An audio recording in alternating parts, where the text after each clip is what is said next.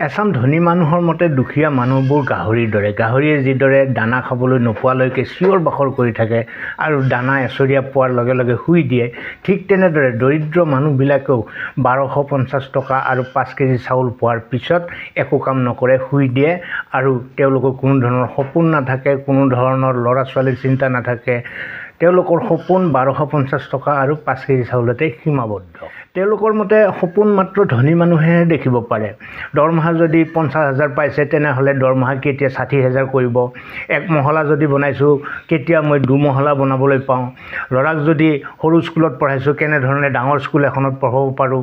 ল'ৰাক doctor engineer কৰাৰ সপোন, তিৰোতাক ভাল কাপোৰ পিন্ধোৱাৰ সপোন, স্বামীক ভাল ধৰণে গাড়ী মটৰে ঘূৰাৰ সপোন, এনেধৰণৰ সপোনবিলাক ধনী মানুহেহে দেখিব পাৰে। যিসকলে টিভিৰ টক শ্ব', ভাষণ বা ছ'চিয়েল মিডিয়াত দৰিদ্ৰসকলক প্ৰতিনিয়ত তুচ্ছ তাচ্ছিল্য কৰি থাকে এই বিষয়টোক লৈ, তেওঁলোকক মই ক'ব বিচাৰিছোঁ যে আপোনালোকে দৰিদ্ৰসকলক গাহৰি বুলি ভাবিবলৈ এৰি দিয়ক। দৰিদ্ৰসকলো মানুহ আৰু আপোনালোকে জানে মানুহৰ সন্তুষ্টিৰ শেষ নাই।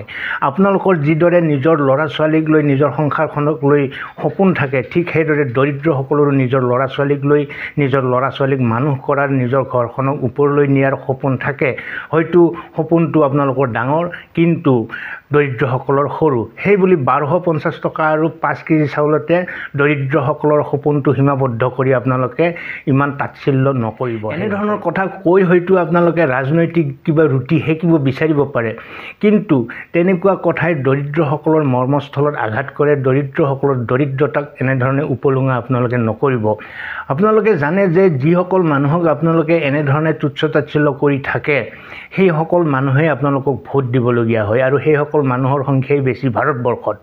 গতিকে সেইসকল মানুহক তুচ্ছ তাচ্ছিল্য কৰাৰ পিছত সেইসকল মানুহৰে ওচৰলৈ ভোট যেতিয়া আপোনালোকে বিচাৰি যাব, ফলাফলটো এই পঞ্চায়ত নিৰ্বাচনেই আপোনালোকক দিব গৈ আছে।